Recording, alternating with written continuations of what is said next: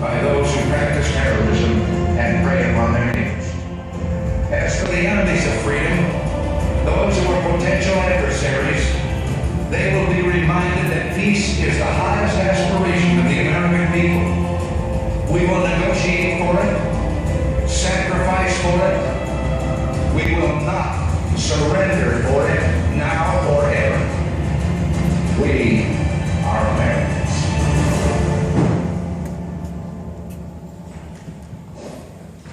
Ladies and gentlemen, please stand for the posting of our colors. If we look to the answer,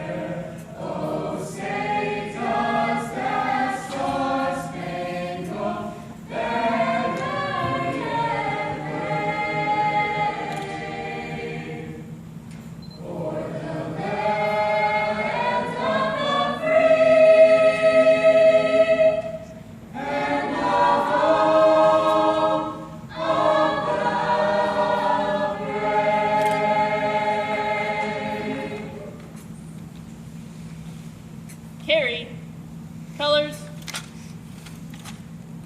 ready, cut, order, colors,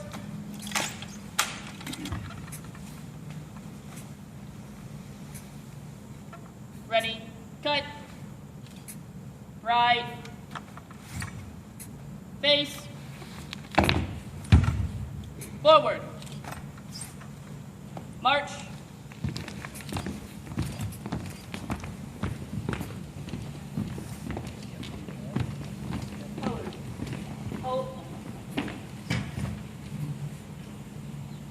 right, face, pose, colors,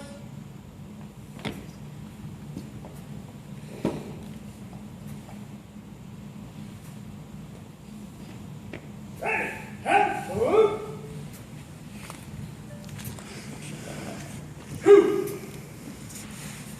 colors, dismiss.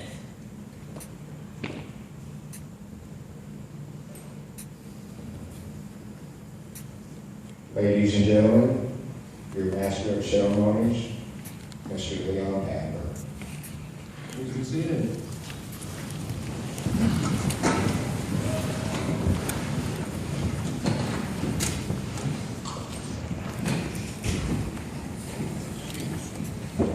That's a great day to be in Ohio, isn't it? Yes. My name is Leon Pattenberg, and my only reason for being up here is to kind of explain things and kind of keep track of going. I'm not a veteran, but in 2004, I had the honor of writing this. It's called Vanishing Heroes. It did real well. It went on to win the national American Legion Award for History in 2004. There's only one, we got it down here. The reason this was an easy task and a hard task was because I had to limit it to about 12 people, so I did miss some World War II veterans, and I apologize for that. I've been feeling bad about it for 10 years, but that's all we can do. Today we want to talk about one veteran in particular as a way to honor all of you World War II veterans. That's Bob Shotwell, right over here. But first, we want to recognize some other people who are here. In our front row, we have some veterans. Jack Sherman was in here. He was a glider infantryman on Normandy. Chuck Selentine, raise your hand, Chuck. Wait, yeah, there we go. Chuck Selentine was at Pearl Harbor on December the 7th, 1941. On his left is Vance Struck, U.S. Navy, 1943 through 1946. We also have up here next to Bob, Mr. Bob Maxwell, the oldest living Medal of Honor awardee in the United States.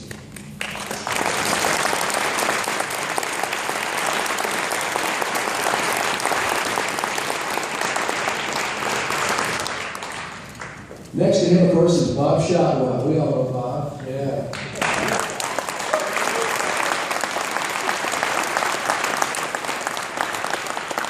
And I'd also like to recognize some other local folks and statewide folks who are here. Representative Eugene Wisnick, Senator Tim Cano, 2015 Lapine Rodeo Queen, Shelby Brinkley, and okay, please give them a hand now. There we go.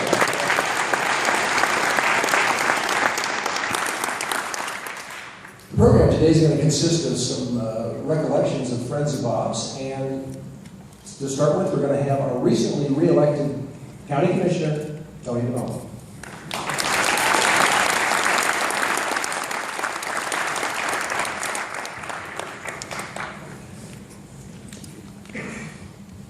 Good morning, everyone. Today we are here to honor our important local American hero, my friend Bob Shotwell. Let's remember his wife Carol, who's not with us today. She's at home. Yes. When I first met Bob, I was looking for a partner on our KITC morning radio show here in Lapine. Many people, Ann Kayworth among them, mentioned Mr. Bob Shotwell and his extensive experience in journalism. With the Oregonian newspaper, KICE Radio, as the Radio Rangers, broadcasting here in Central Oregon for many years. I finally located Bob right here in our backyard, found out that he was eager to join the morning show, and we soon became KITC's Radio Roughnecks. I see RC here somewhere also. At that time, I didn't know about Bob's past history, but we became fast friends, working together for about a year. During that time, I came to appreciate Bob for his many talents, and especially his friendship. He always arrived at our morning show at 6 a.m. prepared. He brought certain professionalism to our Lapine listeners. Eventually, we began to learn some things about each other. I was amazed to find out that Bob was present at Calibro Beach in California on November 2nd, 1947, during the historic yet brief flight of Howard Hughes' Spruce Goose. He's shared that story a few times. The Spruce Goose just flew over 1 mile at an altitude of 70 feet for just 1 minute. Today, that plane is located in McMinnville, Oregon, at the Evergreen Space and Aviation Museum. This is another piece of history for the kids to be able to study and understand that we are connected, not far from some of these great events that have happened around the world. Also during this time, Bob and I eventually learned of Bob's service to our country. Little did I know, I was goofing around on the radio with a great American hero. Today we can hear stories about Bob's service. Today we can hear a lot of great information in the 149th Amphibious Combat Engineers during World War II, the Battle of Normandy. The Normandy landings have been called the beginning of the end of the war in Europe. I'm deeply honored to know Bob, have the utmost respect for my friend, and thank you, veterans, today and tomorrow. And tomorrow is your day. Thank you very much.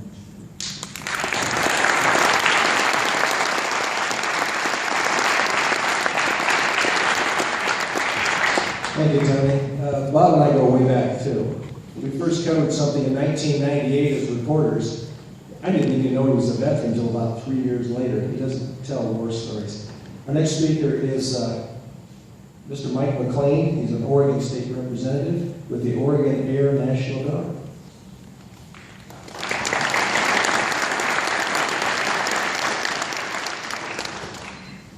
Good morning. I'm honored to offer some remarks today as the state representative that gets to represent Mr. Shotwell in the Pine area. I was just re-elected on November 4th, where our political battle was fought with ballots, not with bullets.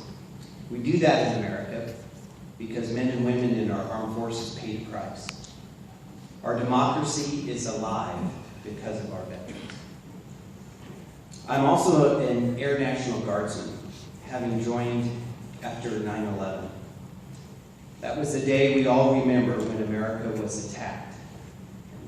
Myself and hundreds of thousands of others, men and women across America, went down and signed up to serve in the military because it was our time to serve and defend our country.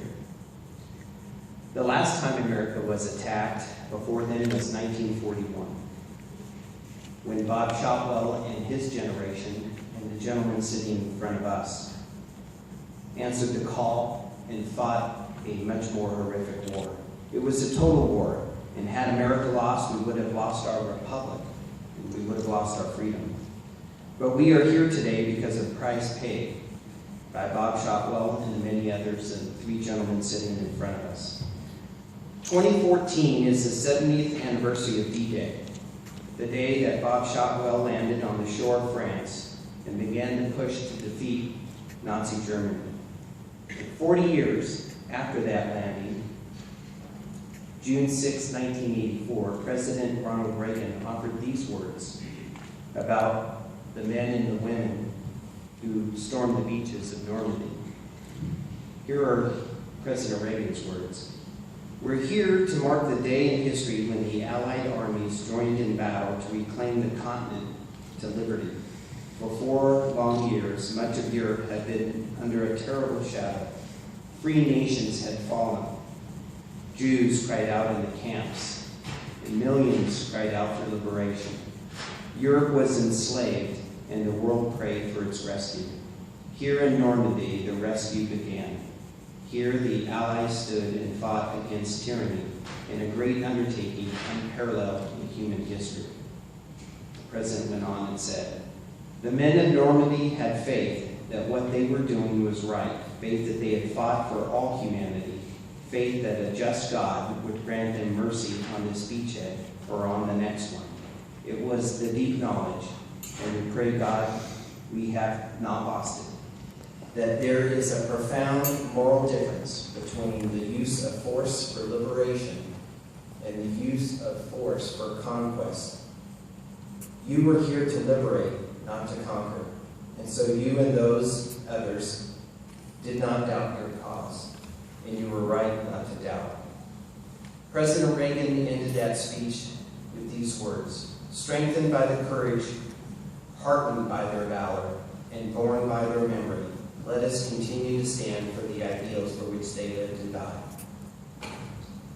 Here we are, 30 years later, at the 70th anniversary of D-Day, and those words still ring true today. Mr. Shotwell, on behalf of the Oregon House of Representatives, I congratulate you on this day. You stand in the stead of many, and we honor you in those today.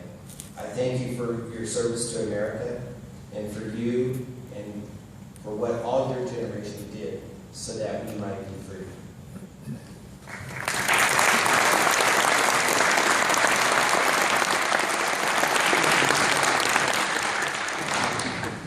Now I have a presentation by Cole McClure of Congressman Holden's office.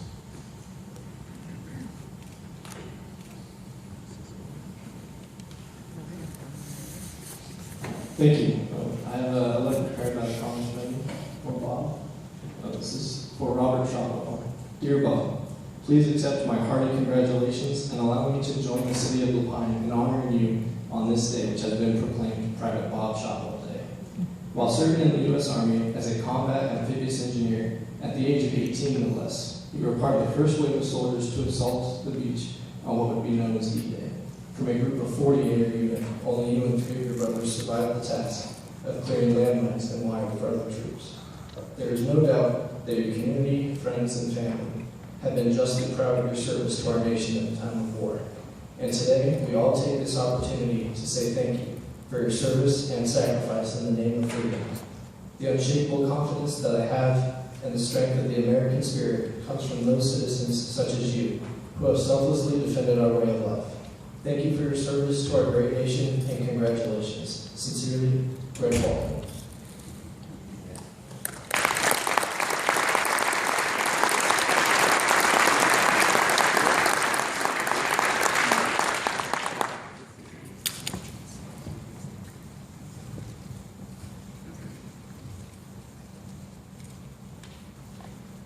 Okay, I'm looking for the, there you are, okay, yeah. The Lamont Choir will now sing Bob's favorite song, Happy Trails to You.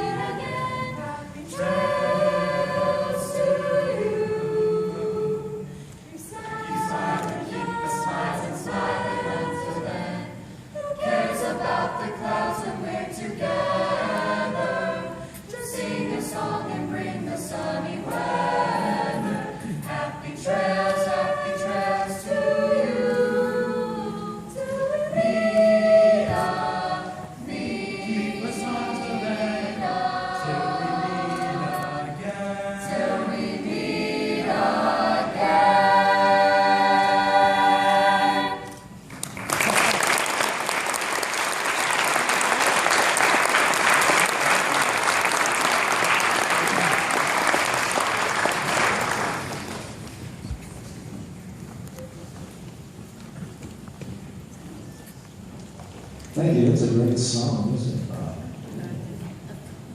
I'd like to introduce now Stu Martinez. He is from the Lehigh City Council, and he's going to read a proclamation.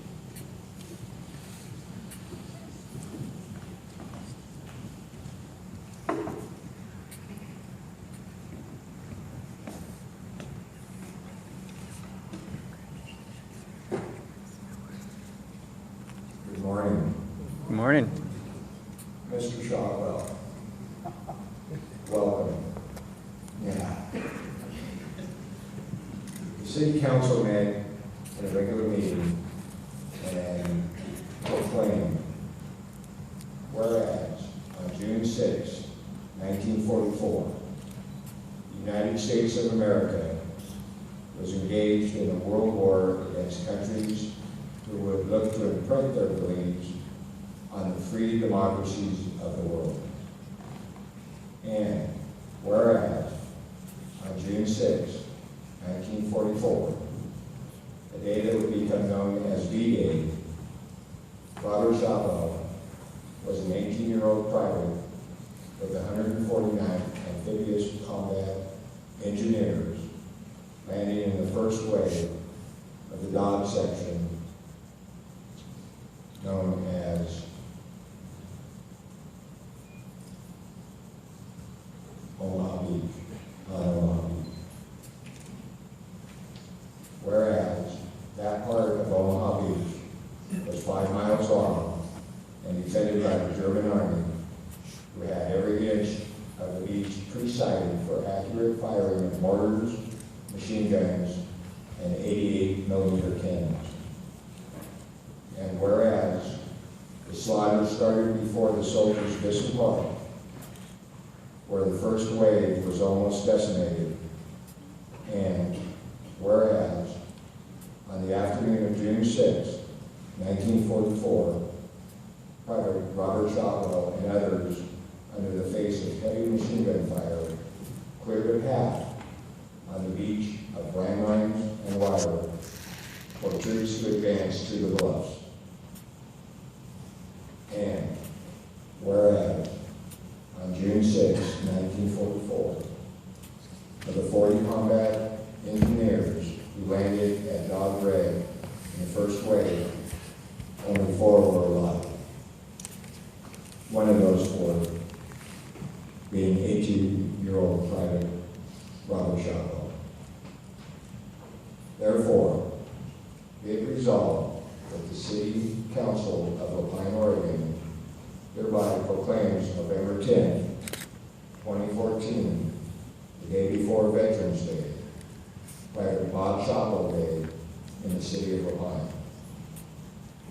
We ask all schools, residents, businesses, and public buildings to display the flag of the United States of America in honor of Private Robert Shotwell and all veterans. Dated the 17th day of September, 2014 by the City Council of LaPine.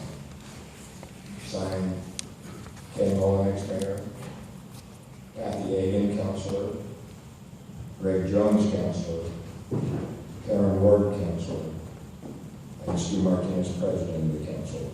Robert, presenting to you.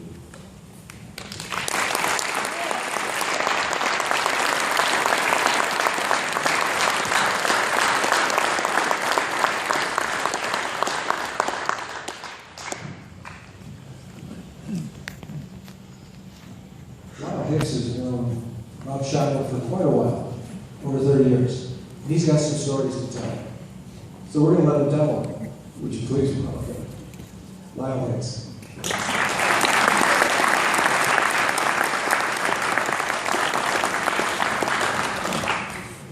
Good morning. A while back, a few of us took on the task of taking World War II stories and rewriting them, editing them, and compressing them into a presentation of 10 minutes. I was billeted with Bob's, which was an easy task because it didn't need any editing. Because how do you edit a Pulitzer Prize nominated writer? So it's my honor to present to you Bob's story in his words, his story, history. I was born on April 5th, 1924 in Vinton, Iowa, a small town in eastern Iowa about halfway between Missouri and Minnesota. Now, shortly after graduating high school, I was drafted into the Army and sent to Camp McCain in Grenada, Mississippi, where as a member of the 149th Combat Engineer Battalion, we were trained to be combat engineers. Upon completion, we were sent to Fort Pierce, Florida, where we had further amphibious training, and we became known as the 149th Amphibious Combat Engineer Battalion. There were several of us from Vinton in the battalion, along with others from Iowa, Missouri, and Kansas. Most of us were at the time 18 or 19 and considered ourselves bulletproof, and we're looking forward to practicing our new skills, especially after the Japanese bombing of Pearl Harbor. After amphibious maneuvers in Virginia, the battalion was shipped to New York, where we loaded aboard a troop ship to Liverpool, England. We were first billeted in Kronstadt and then assigned to homes and English citizens in the English Channel coastal towns of Torquay and Paignton. While on our short stay over in New York, though, some of us were stopped by an elderly lady who asked us if we knew one of her relatives and gave his name. When we told her we didn't know, She commented, well, that's odd. He's in the Army too. I was assigned the job as driver for the battalion's commander-in-chief, and a buddy was assigned the Ford version of his company commander. We continually argued over which vehicle was fastest and decided one day to find out. We were allowed to keep the vehicles overnight in the event one of the officers needed to go somewhere, so with full tanks of gas, we headed down a 2-lane road out the outskirts of Paine. We started our race and we just topped a low hill on the road when we came face to face with the Army Provost Marshal G, heading the other direction. Before we could react, the marshal's driver had driven his vehicle into the ditch to avoid a head-on collision. I panicked. I sped from the site toward the beach area of the English Channel. I drove out to the beach and headed for a large rock that I could hide behind. But the tide was out. Tire tracks led the road right toward the rock. I was caught. I was under arrest. When the provost marshal had his hearing, he dismissed all charges and told us both to be more safety conscious. We began landing training by boarding assault landing craft, motoring out to the English Channel, and then swinging back and mock landings of the English coast. One day, however, we did not return to England. We kept pushing towards Normandy on the northern French coast. Our landing spot, Omaha Beach, the first wave. As we approached the beach, the noise was deafening. Big guns fired, engines roared, men shouted. Geysers of water erupted around the craft. I felt excited, probably because I had no combat experience yet. Like most kids, I had this feeling of invincibility and thought nothing could happen to me. I don't recall feeling very scared, but that feeling quickly evaporated as the boat stopped and the ramp dropped. I lost my best friend before we even exited the boat to German aviation shell. As we dropped into the waist-deep water, we were in the crosshairs of German machine guns and pillbox howitzers, and there was a hell of bullets and shrapnel flying through the air. I won't go into the carnage that it heaped upon us, but I will say it was one of the scariest times in my life.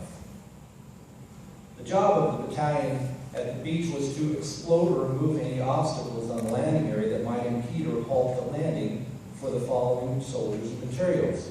My images of those days were rather fuzzy. Of the 40 combat engineers who landed on Dog Red, only 4 were alive at the end of the day. After a couple of days, our initial mission, the beach, was ready for more men and materials to move inland. Our first bivouac on the landing was 2-man foxholes that we dug into the sand to help protect us from German firing positions. Every day, the Germans would send a reconnaissance plane over our beach around dusk. We'd fire our weapons into the sky in an attempt to bring that plane down, but only succeeded in bringing a rain of our own bullets down on us. I recall after the initial battle looking back at the Allied Armada from the cliffs above the beach and still not grasping the enormity of what we were doing. I recall thinking, so this is France? I had no idea what we'd been a part of. I do recall looking out to sea over the 5,000 or so ships and wondering how in the world I was still alive.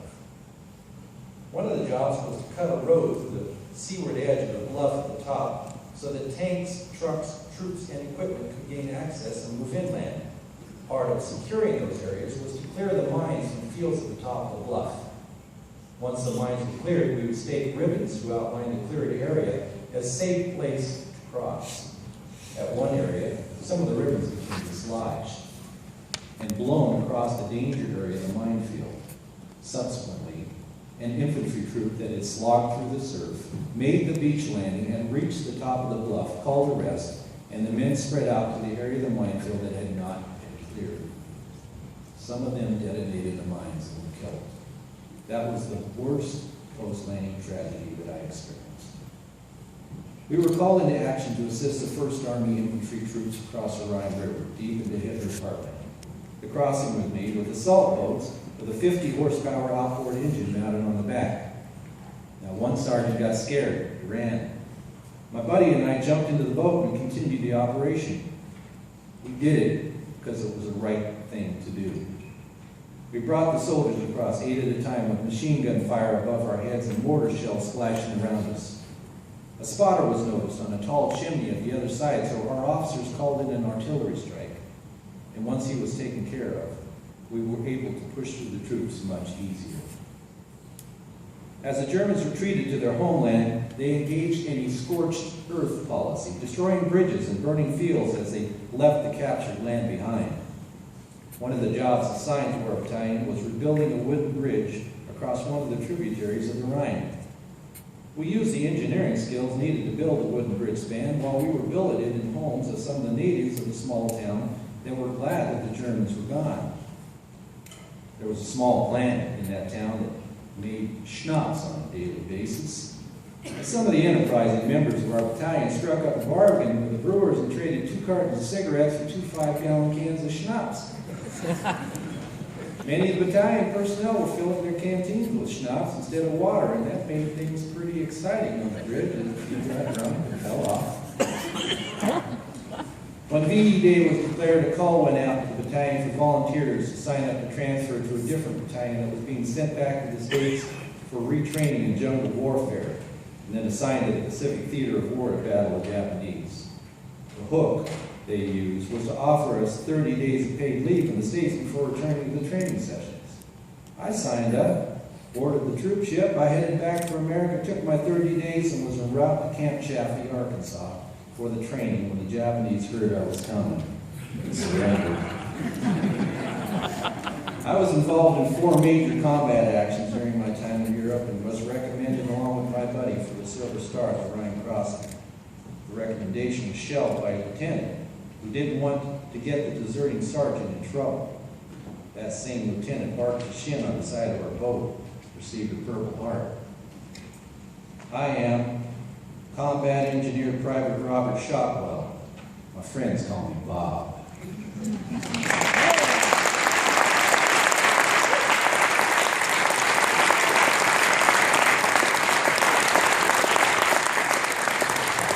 Bob, you know how much I'm honored to call you friend. And from your friends, from your brothers, from everybody in this room, and from a very appreciative nation, thank you for your service.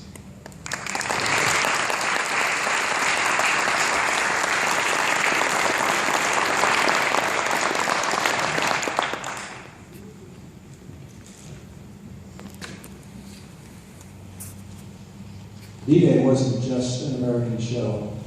There were members of the Allies on other beaches, the British, the Canadians, and the Poles. And all of these folks worked together to break through Fortress Europe. We're going to have a very special presentation now. We're going to have a traditional British sword presentation done by David Edelson. He is a veteran, and he is of the British Army. And also by David Brock Piper, veteran, U.S. Army Special Forces.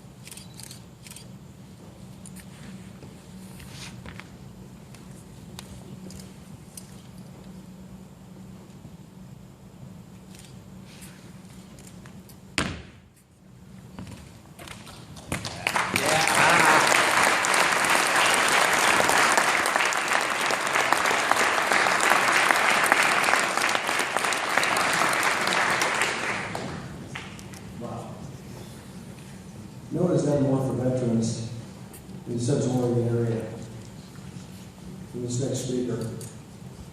And that's Dick Tobiasen. He's head of the Bend Heroes Foundation. He's a member of the Honors Flight of Eastern Oregon. He runs the whole show. He's very much involved in anything related to veterans, and it's only right and fitting he should be our next speaker. Dick Tobiasen.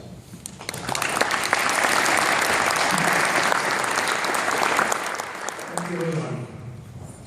It's a high privilege to be with our nation's oldest veterans and our youngest students. One of our objectives today is to pass on what the Bob Shotwells, the Jack Shermans, the Chuck Sullivans, the Bob Maxwells did to save the world 70 years ago.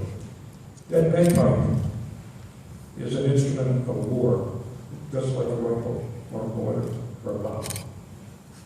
Anybody who's an enemy of our nation and hears bagpiper coming out of the hill from Canada, England, or Scotland is shaking in their boots. Well, Bob, dear Bob, today is Private Bob Shotwell Day in the city of Lapine. Family and friends and Lapine High School students honor your World War II service, beginning with your June 6, 1944 D-Day landing on Omaha Beach, Normandy, France. Bend Heroes Foundation operates on a flight in Eastern Oregon and wishes to honor you now with tokens of appreciation we present to our flight veterans. It's ordered report. A World War II hat, which you're wearing. An honor flight t-shirt. Mr. Maxwell, would you show those to the audience and to Bob? We'll leave them on the table so Bob can take them home afterwards. A flag flown over the U.S. Capitol in your honor, Bob. And it has your name on it. It says Bob Shotwell, Omaha Beach, First Wave, World War II. And after the ceremony, perhaps we can unfold that so the audience can see it. The World War II Memorial in Washington, D.C. is featured in a beautiful work here called Jewel of them All. And we present that to you. It's an absolutely elegant display of what the World War II Memorial is. It's the most visited memorial in Washington, D.C. now. It's larger than a football field. It's absolutely elegant. It's the largest veterans memorial in the world outside of cemeteries.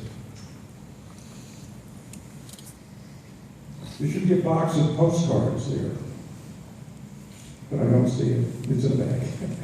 Okay, so there's a box of postcards that has, there's a postcard for every memorial we visit Washington. On the right is the World War II registry, right there, and that makes Bob Shotwell a permanent part of American history, and it's one way of thanking our World War II veterans for saving the world. And it's a story here that you heard now from Leon and Lyle. And anybody who has a World War II veteran in their family or friend, that's an honor you can bestow on them. It's easy to do. But Bob, your medals were missing, so we decided we'd replace your medals. And so there are your medals. And so there are... There's a good conduct medal on there. What's that? There's a good conduct medal on there. He didn't get that. He got it before the secrets of it.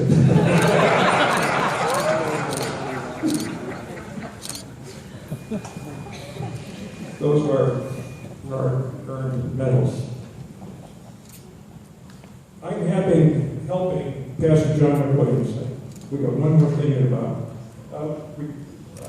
Who's with the First Presbyterian Church in Bonita Springs, Florida. As a matter of fact, I was a guest speaker down there last week.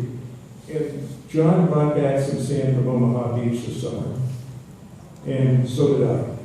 I brought some back a month and a half ago. So we put the sand together in this little envelope for you, and here's your Omaha Beach sand.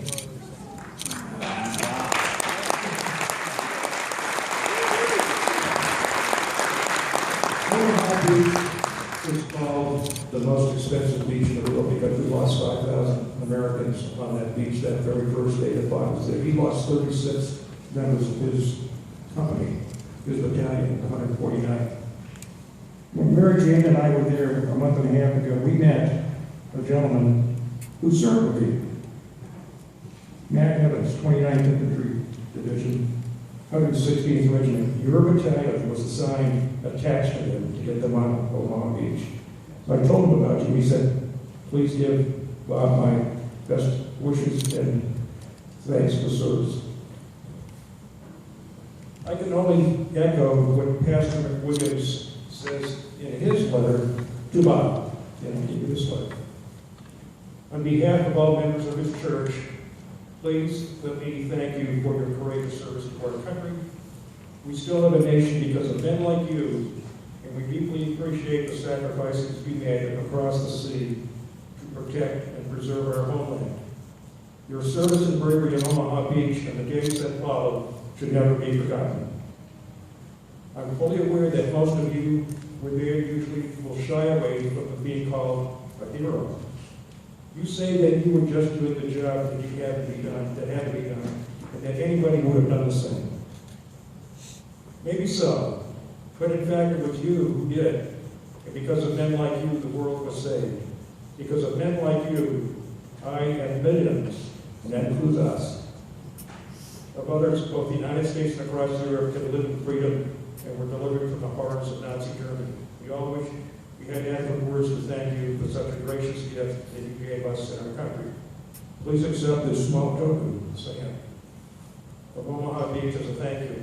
Without a doubt, we are all here because 70 years ago, you were there. My wife and I were deeply moved a month and a half ago. We were in Normandy, on your beach. I wrote your name on the sand of your beach. I was at Red Dot Beach. And as tide came in and took the names away from many who were written in that day, I have a picture. But we were moved by the great patriotic spirit of towns and cities in western France that you liberated. For the citizens that were oppressed for 4 long years, they were our common enemy, the Nazis. 15,000 Frenchmen died on D-Day. We all hear about the Americans who died on the beaches. 3 times that number died the civilians along that Normandy. Your service and sacrifice over 7 decades ago is still remembered and being passed on to current and future generations, both here and abroad. Every town we went to had plaques and memorials and displays for America. Flags were flying in private homes. America saved France twice. You were part of that club in the second half. We in America are deeply indebted to you and your fellow veterans who saved the world from tyranny and preserved our freedoms. Thank you.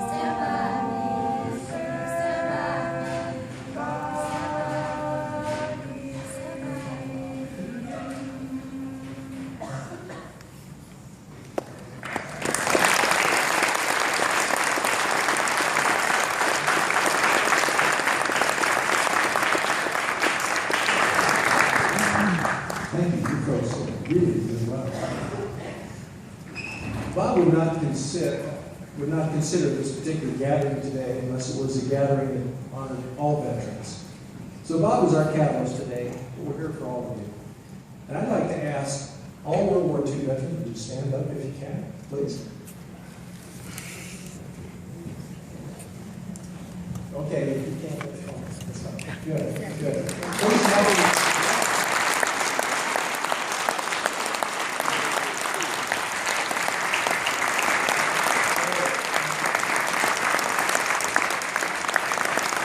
And you, sir, in the back, thank you for your service. We appreciate that. Yes, sir.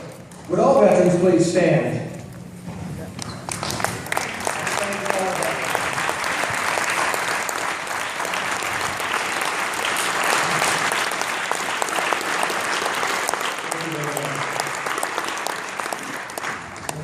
I'm going to try to read this. I've never gotten through it before, but I'm going to have today. After I interviewed Bob, one of the questions I always ask these veterans, I'm trying to be sensitive about it, but how in the world do you keep going? When all your buddies are killed, you're between the sea and Fortress Europe. You can't retreat. You have to go forward. What keeps you going? This is what Bob said. Shotwell does remember an attitude which helped him and his buddies get to the horrors of D-Day. We didn't want to make a D-Day type landing on some American beach. We didn't want to make a combat river crossing the Mississippi. And we didn't want that kind of fighting going on in some American town. We were thankful we could be the line of defense between our enemies. It's that type of attitude that won World War II. It's that type of attitude that keeps us free today.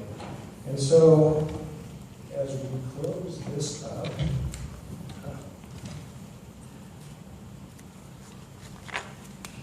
this is called panic. Okay.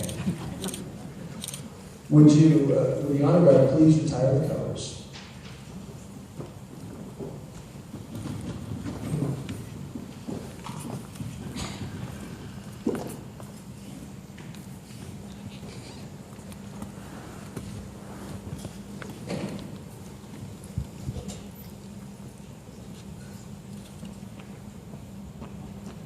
Would the audience please stand?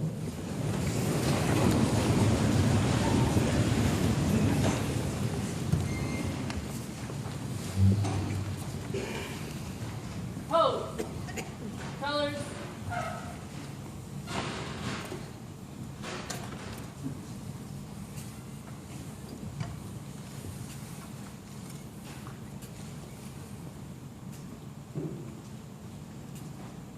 Left. Face. Forward. March.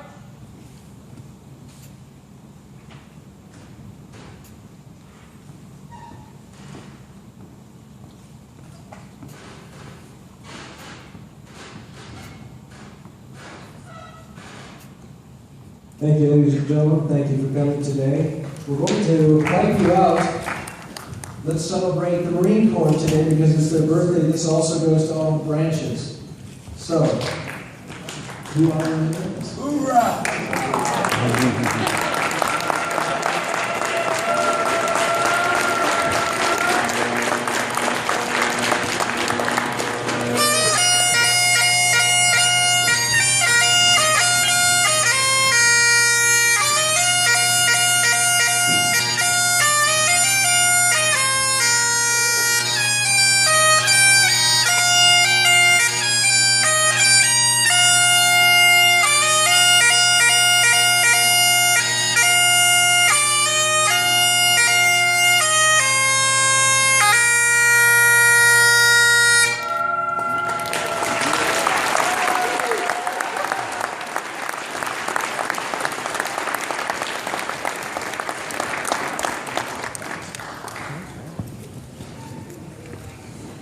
You're dismissed.